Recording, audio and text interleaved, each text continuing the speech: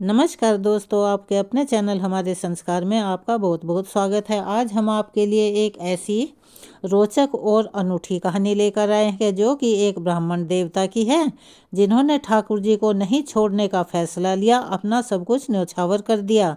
लेकिन उसके बाद क्या हुआ, उसका पता आगे कहानी सुनकर चलेगा।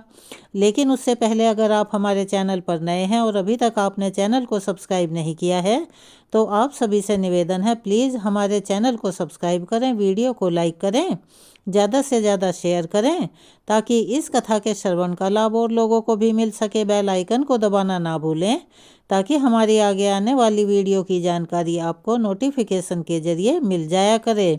चैनल को सब्सक्राइब करना, वीडियो को लाइक करना और शेयर करना, बेल आइकन को दबाना हमारे यूट्यूबर्स के लिए एक महादान की तरह से होता है। प्लीज़ हमारे लिए इसको किया कीजिए। आपका यह छोटा सा प्रयास हमारे लिए काफ़ी मददगार साबित होता है। कमेंट्स बॉक्स में जय श्री कृष्ण, हर हर महादेव लिखना ना भूलें। परमपिता परमेश्वर की कृपा आप सभी पर हमेशा बनी रहे। तो चलिए शुरू करते हैं आज की कहानी। प्राचीन समय की बात है, एक गांव में एक ब्राह्मण देवता रहते थे। वे पूजा पाठ यानी कि पुरोहिती का काम किया करते थे। एक दिन जब अपने यजमान के यहाँ पूजा करवाकर वह घर को लौट रहे थे तो घर को वापस लौटते समय उन्होंने रास्ते में देखा कि एक मालिन यानी कि जो खेती करके साग उगाते हैं, वो साग बेचने वाली एक और बैठकर साग बेच रही है और वहाँ पर अत्यधिक भीड़ लगी हुई थी। कोई साग तुलवा रहा था तो कोई उसका भाव पूछ रहा था, कोई मोल भाव कर रहा था। पंडित जी रोज उसी रास्ते से आते जाते थे, साग वाली को भी वहीं बैठा हुआ देखते थे।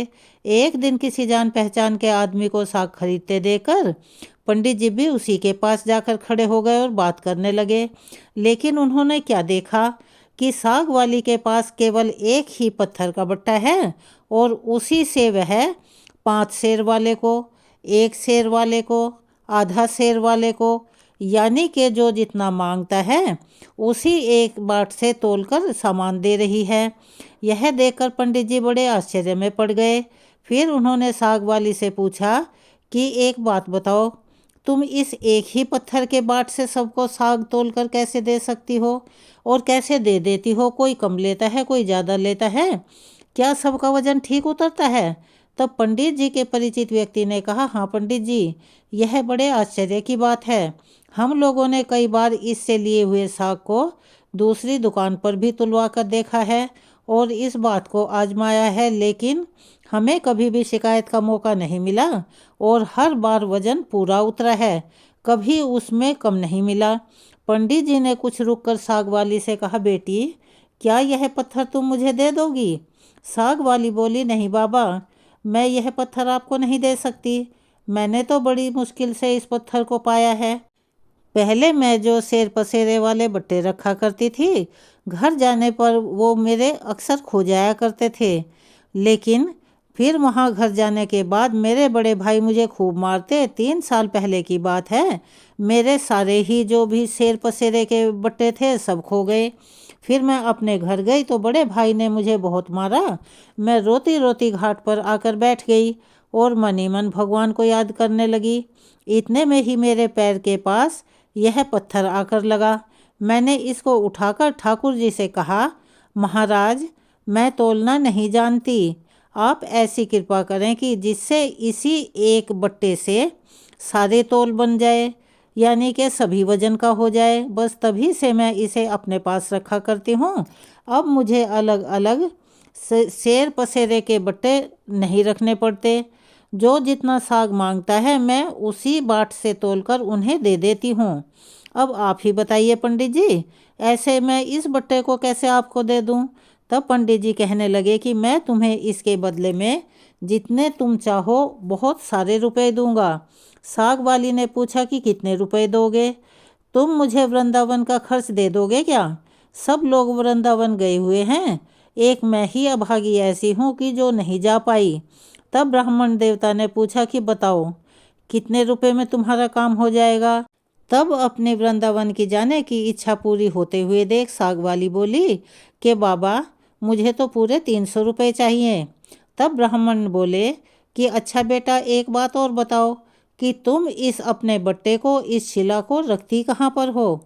तब साग वाली ने बड़े ही विनम्रता के साथ कहा, इस टोकरी में बाबा, और कहाँ रखूँगी। उसने अपनी टोकरी की तरफ इशारा कर दिया। अब ब्राह्मण देवता घर लौट आए और चुपचाप बैठ गए।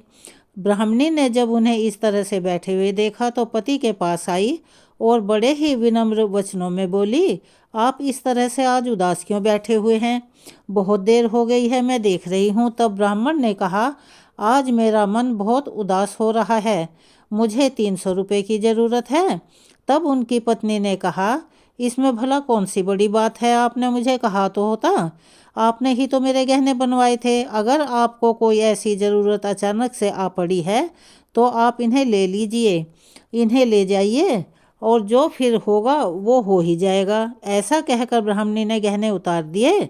ब्राह्मण ने गहने बेचकर रुपए इकट्ठे किए और दूसरे दिन सुबह सवेरे साग वाली के पास गए और वहाँ पर उन्हें रुपए गिनकर दे दिए।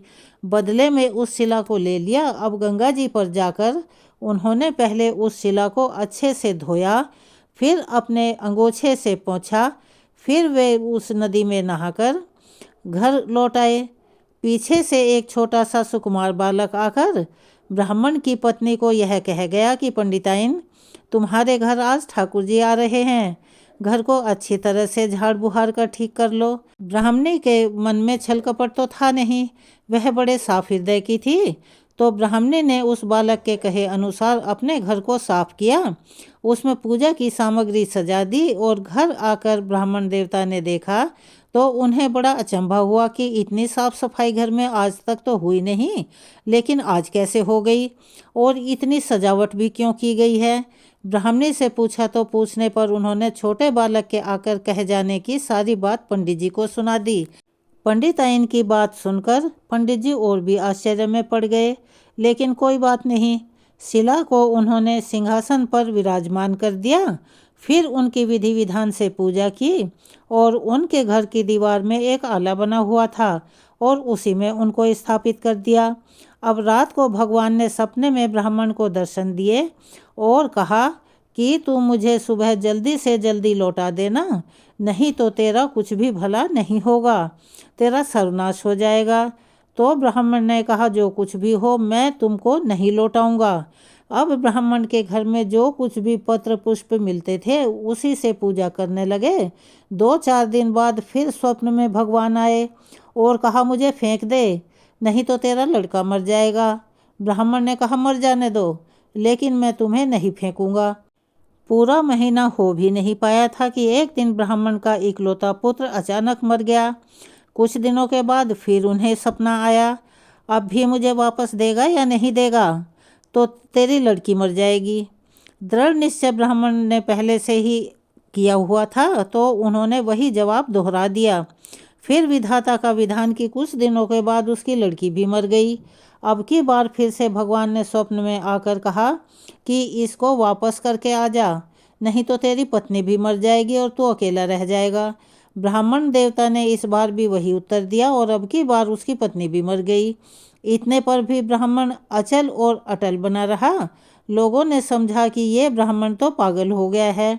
कुछ दिन बीतने पर भगवान ने फिर से सपने में आकर कहा कि अभी भी मेरी बात मान जा ब्राह्मण, लौटा दे, नहीं तो 7 दिनों में तेरे सिर पर बिजली गिरेगी। ब्राह्मण बोला, गिरने दो, मैं तुम्हें उस साग वाले की गंदी टोकरी में नहीं रखने वाला।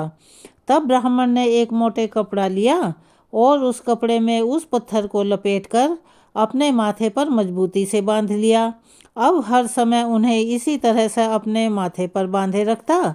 बिजली कड़क कड़क कर कौंधती नज़दीक आती, लेकिन वह उसको कुछ नुकसान किए बिना लौट जाती। अब जो समय जो दिन भगवान ने बिजली गिरने का बताया हुआ था, उस दिन के आने में केवल 3 दिन शेष रह गए। एक दिन ब्राह्मण गंगा जी के घाट पर संध्या पूजन कर रहे थे। 2 सुंदर बालक उनके पास आकर जल में कूदे। उनमें से एक सांवले रंग का था, दूसरा गोरे रंग का था। उनके शरीर पर कीचड़ लिपटा हुआ था। वे इस ढंग से जल में कूदे कि नदी का जल उछलकर ब्राह्मण के शरीर पर गिर पड़ा। ब्राह्मण ने कहा, अरे तुम लोग कौन हो भैया, और कहाँ इस तरह से जल में कूदा जाता है, देखो तो जरा। मेरे शरीर पर कितना जल पड़ गया है।